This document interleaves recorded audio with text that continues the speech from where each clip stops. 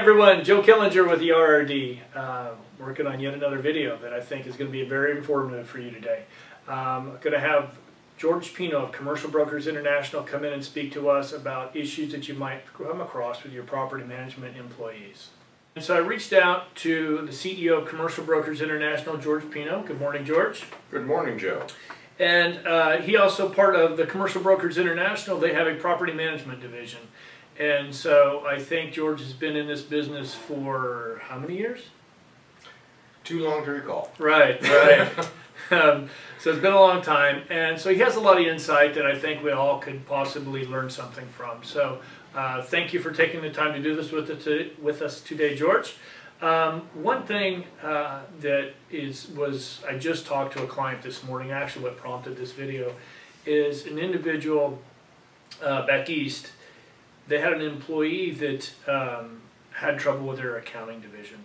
How do you in your accounting division, how do you overcome some of the on-site employees working, they're taking checks in on the site? How do you make sure those checks make it to the office or make it to the bank account? What processes do you have in place? Well, there's a couple different processes that we have in place now, and this is also learned by trial and error because we've also experienced those issues in the past before. And unfortunately, I don't know if there's anything that's 100% foolproof, but what you can do is put in systems in place that can protect you for the future and whatnot. So, for instance, one of the things that we do is we ask for all the checks to be photocopied and kept a file of. They're then also sent into the office, or in many cases we actually have all the checks being sent to a centralized location. We now have systems in place now that the person that takes the check will then record the date it's come in, put it into the system, but then also it gets deposited through with another person. So another person will then take the check and can then deposit it into the bank. Okay. So we're trying to keep it a little bit situated and changed. If you're large enough to do so and you have multiple bookkeepers, you can also switch it around so that 1 month one bookkeeper handles one property, the next month they're responsible for another property. So then you can actually catch any discrepancies or major discrepancies in a property right away. Are you a believer in switching the property manager to a new property every couple of months so they don't get in cahoots with the tenant? Not really. And one of the reasons for that is, a key component in the property management is actually the relationships that they build with the tenants. Yeah. And so I think the property manager you need to be able to put in place should be someone that you trust quite a bit, because they take a lot of responsibility on, but at the same time you need to have other systems in place at the office that can follow up with it, meaning make sure that the rents are increased at the appropriate time, that there's no favors given, so to speak, to a particular one individual tenant just because they're friends with the manager. So there are other ways to go about that, but I would probably recommend keeping that manager in place because those relationships to build with that tenant and those tenants are so hard to do. Okay. Now, do you have your on-site property manager reconcile the account, or do you have your in-the-office accounting division, or both? Well, what I would do actually is, in the past, and this is something that has bitten us before. Yep. We had it done all within one system. But what I would actually do nowadays is recommend that you break it up so that even the person that is inputting the checks is not the one that's doing the reconciling. Right. So the reconciliation should be done and then reviewed. Still, there are ways still to get around that. It's not 100% foolproof, but you should be able to do it by spot checking and pulling off those reconciliation reports. Okay. A lot of our users are smaller. The RD really our target client is Class B on down.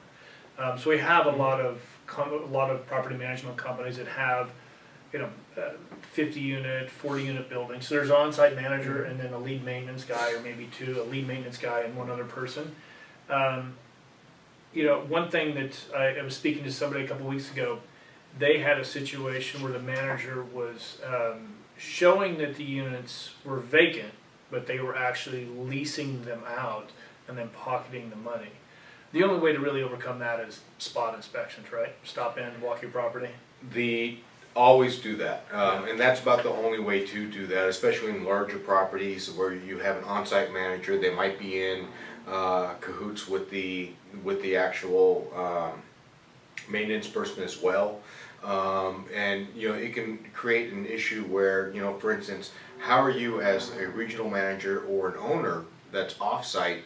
How do you really know that that person hasn't paid the rent, and they just move them out on the books but are still collecting the rent, especially if they pay in cash? We make it a point not to accept any cash, but even money orders can be fraudulently switched over or changed, or a lot of times they don't write the payee name in the money order. So, that then goes directly to the manager. The manager can say they've moved out, pretend that they're getting it make ready is being done, and then move them back in under either a different name or a different name or another name of someone else who lives in that unit. So what I'd recommend is actually doing spot checks when you can on vacant units. Just walk in and see, and also check on not just that, but the work that's being done within the unit. Meaning, if you're ordering a certain amount of supplies for that unit, you want to make sure those supplies are going in that unit. So that was my next thing. Is see if it's being done, and just follow up, follow through, and because you hear horror stories all the time about how all the maintenance crew or lead maintenance person is spending the property manager's money buying all these supplies, and they figure out that they're not being tracked properly. So all of a sudden, the lead maintenance person will start selling the stuff to a neighboring property or on Craigslist, somewhere. They'll sell it anywhere. And so really doing your inventory on your supplies is key. Know that when something comes into your property, where it's at. And if there's just a general, if you're putting it into a shed of some kind to have inventory on, make sure that's tracked. You know what's going in there, what's going out, and then where it's going to. Otherwise, you are guaranteed to have a problem at some point. And so, really watch your inventory as it's going in and out. So, any other insight that we could give our followers? Well, what I would do is also put in some of the things that people don't take into account, especially smaller property management companies, is actually just the employee manual or employee settings, what they can and can't do. For instance, a lot of times people don't realize that your workers' comp insurance will not cover an employee that goes up on the roof, that you're not supposed to go above a certain story level, things like that. And so instead of trying to save a few dollars and not hire a proper roofer or someone who actually has a contractor that has that workers' comp insurance, go ahead and make sure that you're covered and you're protected. Also have systems in place for all the employees to report any issues, any problems. You want to be very open with the employees in general, so that if they do see something, that they're not afraid to come and tell the management system, not just the manager. For instance, I've heard in the past and have seen where the maintenance person or lead maintenance person comes in and says, "Oh, I know the manager was stealing from you." I was like, "Well, why didn't you say anything before?" And it's like, "Well, I was afraid to lose my job." Well, that shouldn't ever be the case. Right. And that I know people who have told me that, and I've seen it, and how do you it's overcome amazing. that though? How do you get them to really feel comfortable enough to step forward? I think that you have to be not just a regional manager or owner of the property, but actually engaged with all the employees. Right. From the top down, you should know who your employees are. You should know who they work with, so they understand who you are. Put it to a personal level so that they're not afraid to come to you and talk to you for any problems. Well, the bottom line is you've invested in this property. It's your money. You need to take care of it. Mm-hmm. You've got to know your people, and we've preached that for quite a while. So that's a very good point. Thank you. Anything else? Well, no. I think overall, the only thing I'd say in closing is probably that this is a relationship business like anything else, especially when it's real estate, and you get very emotional because these are homes for people. Yeah. And you want to make it feel like a home and not just a business. So I think that comes from the top down. I think that if you work with the right employees and you help them with the training, you're going to have less of a turnover. It's going to make everything a lot more efficient and run efficiently, and you'll actually have a better return on your investment.